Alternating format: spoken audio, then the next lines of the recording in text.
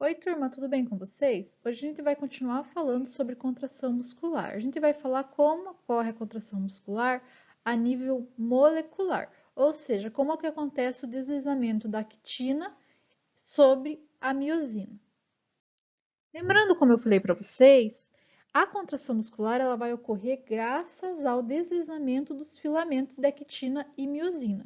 Na figura de cima, a gente vê aqui que a miosina e a actina elas não estão sobrepostas, né? Tem um pedacinho aqui sobreposto da nossa actina, mas é bem pouco. Quando ocorre a contração, acaba que sobrepõe totalmente aqui a minha actina, né, sobre a miosina. Vocês conseguem ver que essa contração faz com que ela se entrelacem. Mas para a gente poder entender como funciona essa contração, nós vamos ter que ver as características moleculares desses filamentos.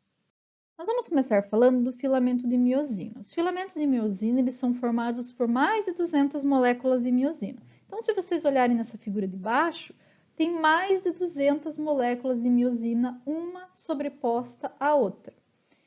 Essas moléculas elas são ainda compostas, né, por 6 cadeias polipeptídicas. Então, a miosina ela tem, né, cada molécula de miosina vai ter 6 cadeias polipeptídicas. Essas cadeias elas se dividem em cadeias pesadas e cadeias leves. Nós temos duas cadeias pesadas que auxiliam aqui, né, e que formam a cauda da minha miosina. Essas cadeias pesadas elas se entrelaçam, formando uma dupla hélice. No final aqui da cauda, elas se dividem, né? Uma vai para um lado, outra vai para o outro, e juntamente com as 4 cadeias leves, duas em cima e duas embaixo, elas vão formar as cabeças. Então, a cabeça ela é formada por um pedaço da cadeia pesada juntamente com as cadeias leves.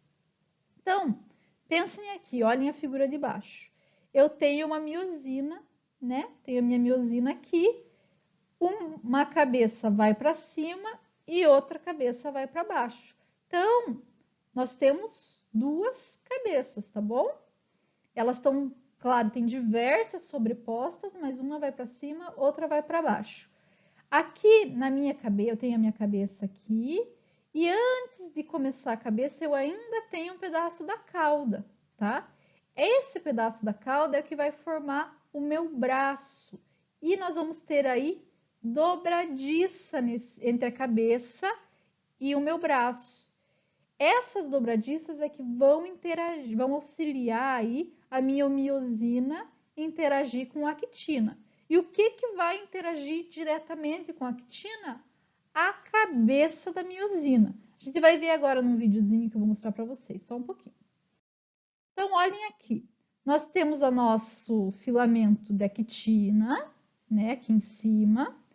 Eu já vou explicar bem certinho o filamento de actina. Mas olhem o filamento de miosina.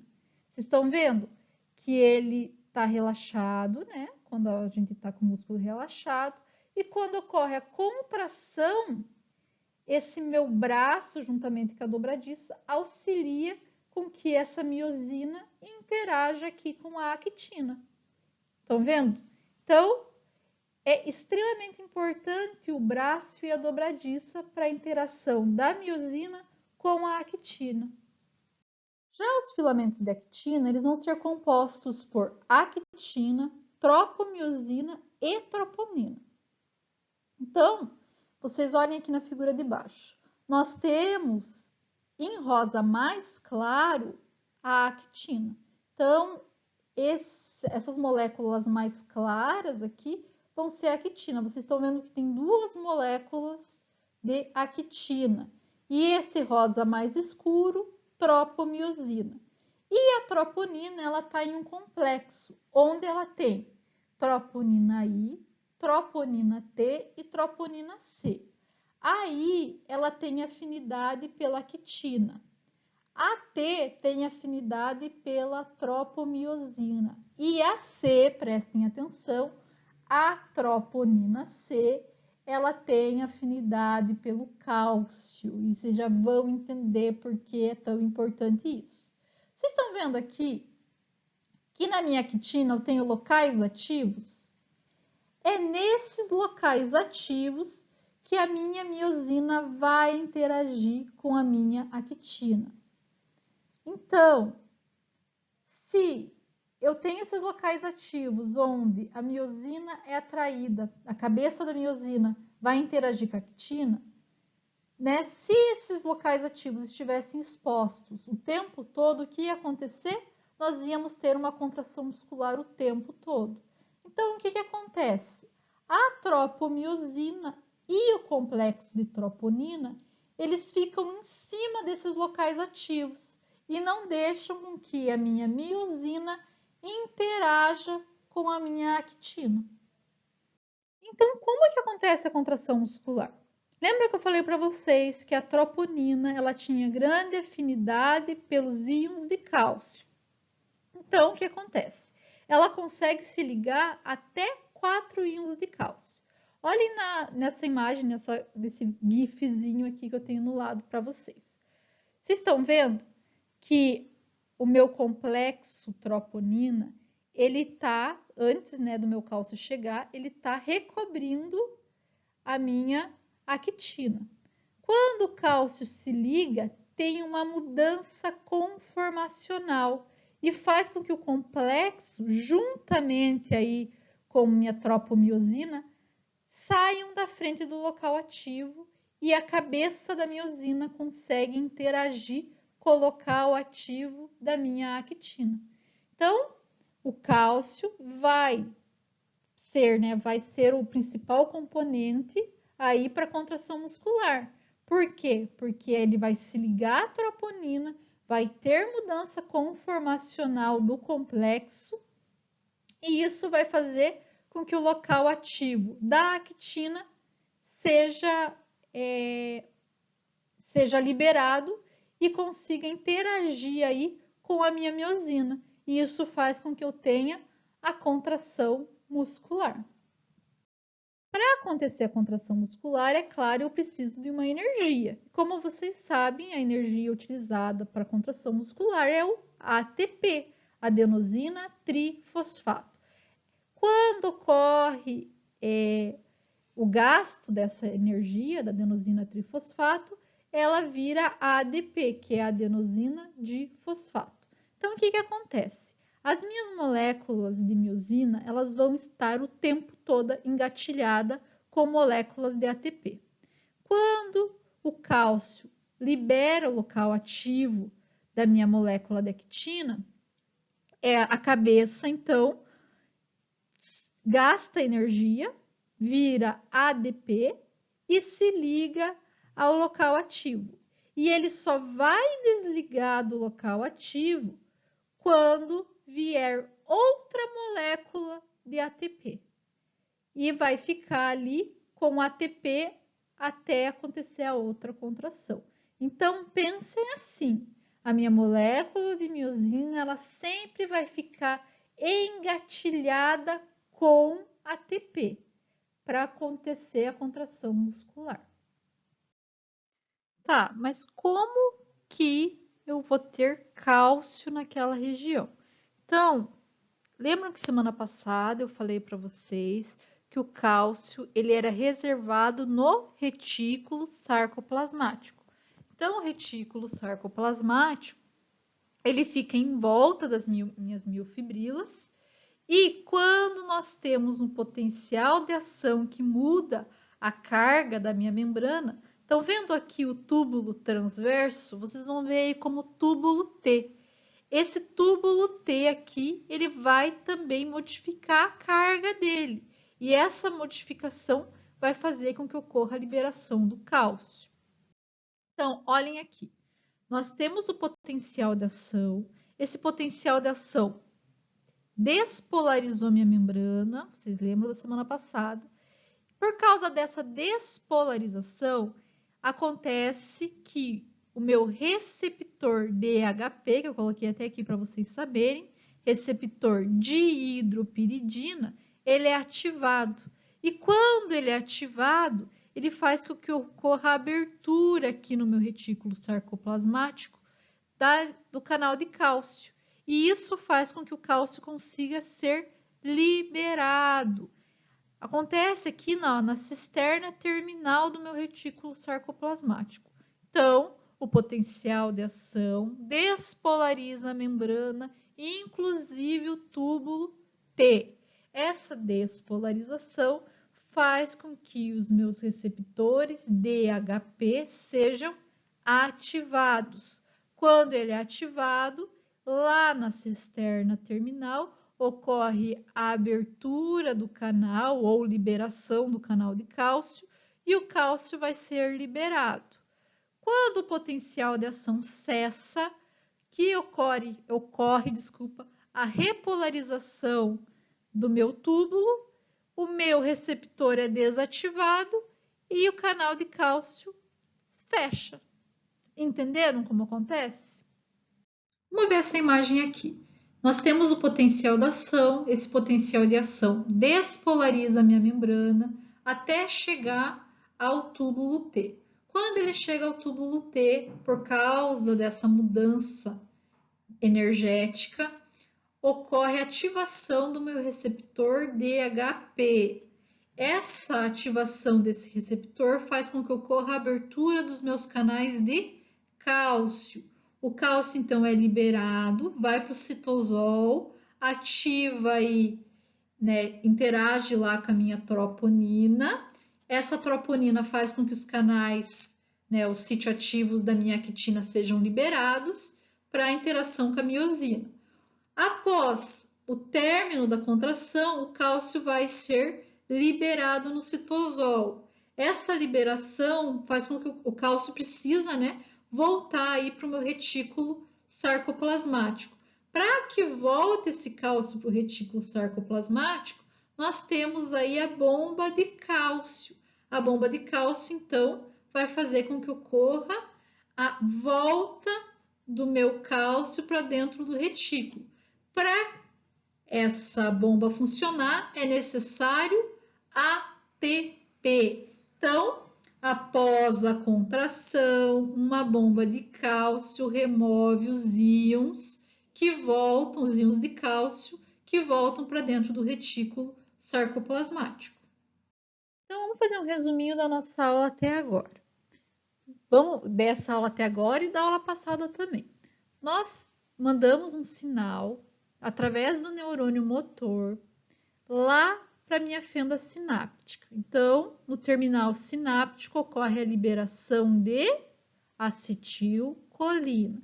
Essa acetilcolina vai interagir com os receptores da membrana aqui, da membrana celular, e vai fazer com que ocorra a abertura dos canais de sódio. A entrada de sódio para dentro da minha membrana vai gerar um potencial de ação, porque a membrana vai ser despolarizada. Esse potencial de ação vai chegar até o túbulo T do retículo sarcoplasmático. Lá no túbulo T, ele vai ativar os receptores DHP. Essa ativação vai fazer com que ocorra a abertura dos canais de cálcio e o cálcio vai ser liberado para o meu citosol. Quando o cálcio for liberado para o citosol, ele vai lá nos meus filamentos de actina, onde tem o complexo de troponina, que tem afinidade por cálcio, e vai interagir com esse complexo de troponina. Essa interação vai fazer com que tenha uma mudança conformacional na minha troponina e na minha tropomiosina, e vai fazer com que na actina tenha liberação de locais ativos. Os locais ativos, então, vão interagir com a minha miosina. Lembrando que se a gente não tivesse a troponina e o complexo de troponina e a tropomiosina, o meu músculo ia ficar contraído o tempo todo, Então, é importante a troponina e a tropomiosina. Para fazer a contração, a minha miosina ela gasta ATP, Então, para fazer essa interação entre a cabeça e o local ativo, nós gastamos ATP. Quando a contração muscular cessa, quando ela termina, o cálcio ele é liberado para o citosol. E para ele ser bombeado de novo para dentro do retículo sarcoplasmático, ele vai precisar de uma bomba de cálcio. E essa bomba de cálcio, como é contra o gradiente, né, porque a concentração de cálcio dentro do retículo é muito maior que fora, né, que no citosol, como é contra o gradiente, a gente precisa de energia. Então, a gente vai gastar ATP novamente. A partir do momento que o cálcio sai e é removido do meu citosol, as minhas moléculas, né, de tropomiosina e troponina, elas voltam a cobrir a minha actina e acaba cessando aí a contração muscular. E o músculo, então, a fibra muscular, então, relaxa. Então, quando que a gente gasta energia na contração muscular? Primeiro, quando a gente fala dos deslizamentos do filamento de actina e miosina. Então, a miosina, vocês viram, lá na cabeça da miosina, nós precisamos de ATP para contração muscular. No bombeamento de cálcio, que está liberado no citosol, para dentro do retículo sarcoplasmático, para cessar a contração, precisa de ATP. E também quando a gente vai fazer o bombeamento dos íons de sódio e potássio através da membrana para propagar o potencial de ação muscular. Também é necessário ATP. Por isso que a contração muscular gasta bastante energia. Então, quais são as principais fontes de energia? Nós temos as fosfocreatinas. Essas fosfocreatinas, elas têm grande quantidade de fosfato ligado a elas e elas liberam rapidamente esse fosfato para a formação do ATP. Outra fonte de energia é a glicólise do glicogênio, que vai fazer a formação aí transformação em ácido pirúvico e lactato e também vai fornecer fosfato, para o meu ATP.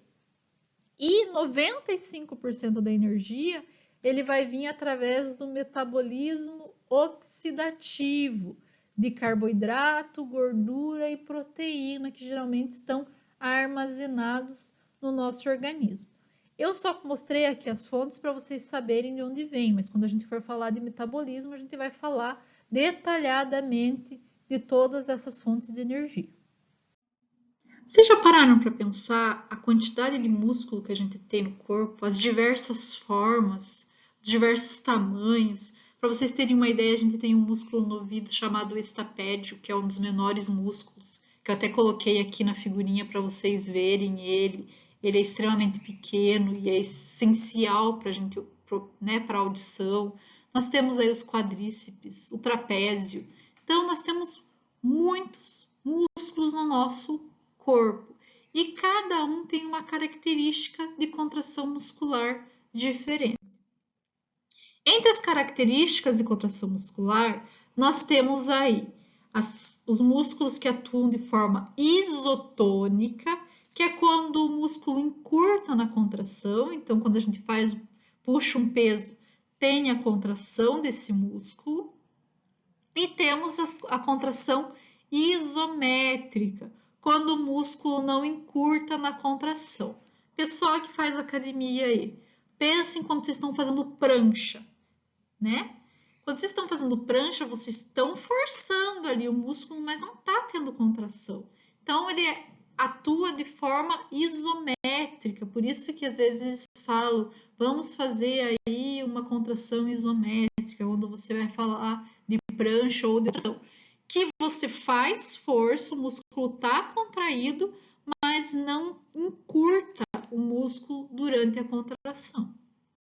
A contração isométrica ela é muito mais comum do que a gente imagina, tá? Por exemplo, o músculo ocular, músculo gastrocnêmico e o sólio. No músculo ocular, vamos pensar assim. O músculo ocular ele é responsável por direcionar a nossa visão. Se a fibra encurtasse, o nosso olho ele ia ficar entrando e saindo toda vez que a gente mudasse o foco da visão. E vocês estão vendo que a despolarização dele é muito rápida, então a contração ocorre extremamente rápido, por isso que a gente consegue mudar o foco da nossa visão super rápido. Então, em 40 segundos aí, ele já polarizou e despolarizou, já fez a contração e já, né, relaxou. Já os músculos sóleo e o gastrocnêmio, ele demora um pouco mais para fazer a contração e descontrair. Tanto que o gastrocnêmio, ele demora menos até, em 80 segundos ele contrai e já relaxa, já contrai, né? A contração é muito rápida, ele está muito ligado, por exemplo, à caminhada, a atletismo, a gente precisa muito desse músculo. Já o sóleo, ele é um músculo que está ligado a você ficar em pé. Então ele não precisa contrair o tempo todo, ele contrai e mantém você em pé. Então a contração dele, a polarização e despolarização dele é lenta. Então são fibras lentas, enquanto o nosso músculo ocular é uma fibra rápida, uma fibra de contração rápida. Nós temos então, como eu falei para vocês, fibras musculares rápidas e fibras musculares lentas, mas nosso músculo, ele pode ter mistura de fibras musculares rápidas com fibras musculares lentas, dependendo da característica do músculo. Por exemplo, quando a gente fala aí, né, dos músculos que agem e reagem rapidamente, como o tibial anterior, ele precisa, ou até mesmo o músculo ocular, ele precisa reagir rapidamente. Então, a maioria das suas fibras musculares vão ter essa característica de reagir rapidamente. Ele pode ter uma porcentagem menor de fibras lentas, mas a maioria vai ser fibras rápidas. Já nos músculos que reagem lentamente, como o sóleo, eles são compostos na sua maioria por fibras lentas, que vão reagir devagar, tá? Mas podem ter uma quantidade de fibras rápidas um pouco menor, podem ter uma mistura, entendendo? As fibras musculares rápidas e lentas, elas têm algumas características que as distinguem. Por exemplo, as fibras lentas, elas são menores, são inervadas por fibras nervosas menores, apresentam um número de vascularização intenso, então eles são extremamente vascularizados, têm alta quantidade de mitocôndrias. Por que tem alta quantidade de mitocôndrias? Porque o metabolismo dela é muito alto. Então, precisa das mitocôndrias para fornecer ATP. E tem alta concentração de mioglobina. Lembrando lá que a mioglobina ela tem alta afinidade pelo oxigênio e isso faz com que esse músculo fique vermelho. Por isso, as fibras lentas, elas são conhecidas como tipo 1, músculo vermelho. Pessoal, pensem sempre assim. As fibras musculares lentas, elas ficam mais tempo despolarizadas, gastam mais energia para ficar despolarizadas, tá? Por isso, o metabolismo delas é alto, entenderam? Não vamos esquecer disso. Fibras musculares lentas ficam mais tempo despolarizadas, tá? Já as fibras musculares rápidas, elas têm pequena quantidade de miofibrila, por isso eles são chamados como músculo branco, tá? A contração dela é rápida, então ela contrai e descontrai rapidamente, mas ela tem uma força de contração grande, por isso geralmente é músculos mais grandes, são fibras musculares maiores, que vão aí ter uma grande força de contração. Essa contração, esses músculos, eles vão ter um retículo sarcoplasmático mais extenso, principalmente porque, como eles são maiores, eles vão precisar de mais cálcio para fazer a contração muscular, tá? E tem uma grande quantidade de enzimas glicolíticas que vão ajudar aí na obtenção do ATP. Beleza? Espero que não tenha ficado nenhuma dúvida sobre contração muscular, mas se ficou alguma dúvida, pessoal, me mandem e-mail ou me mandem um WhatsApp aí que eu pretendo esclarecer todas. Eu vou deixar 3 perguntinhas aí, 3 questões para vocês fazerem. Qualquer coisa, me mandem as dúvidas, beleza? Até a próxima aula. Um abraço para vocês.